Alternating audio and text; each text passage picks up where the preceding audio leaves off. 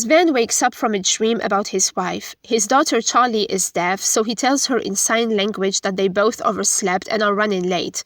They head to the community screening and watch the astronauts returning to Earth. Charlie remarks that they haven't deployed their parachutes yet. She has read everything about space travel.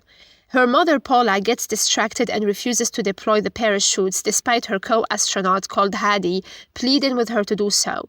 Eventually she pushes the button and they manage to land. Benisha Modi, an Indian billionaire who made the adventure possible, heads to the site to welcome the astronauts back.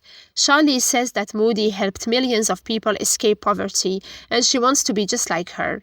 At night, Paula calls Sven and says that something crazy happened, but then the call starts to disconnect. She then mentions the hare and the fox and promises that she will win the game next time, because she learned from the best.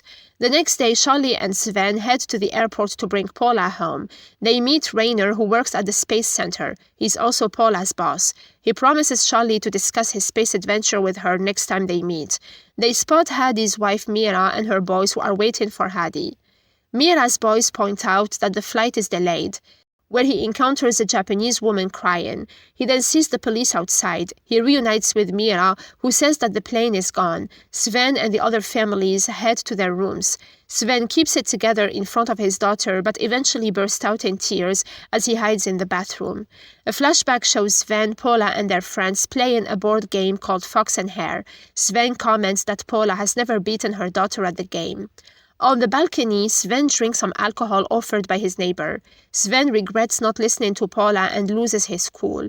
The lady inquires more about it, but he chooses to go back in. The next day, Sven goes to the conference room, where he learns that they spotted pieces of wreckage in the Atlantic floating in the water. A flashback shows Paula and Hadi working together.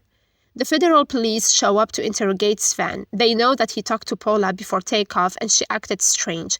It turns out that neighbor he met on the balcony told the cops. Sven calls them sick and walks away. He and Charlie decide to head back home. He tries to pay using his credit card, but it gets declined. Nora, who is Moody's assistant, pays for him, then hands Charlie a box from Moody.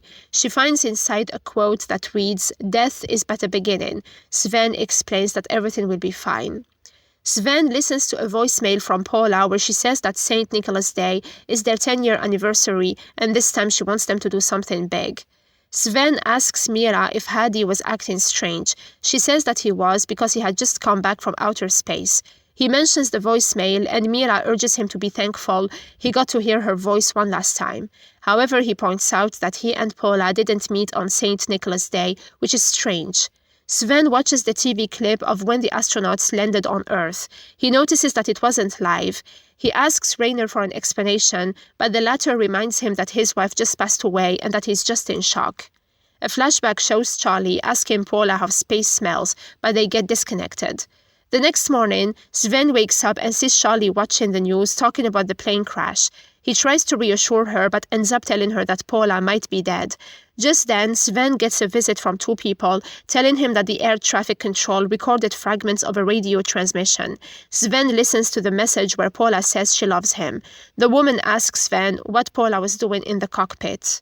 A final flashback shows Paula hearing someone say hello over the radio.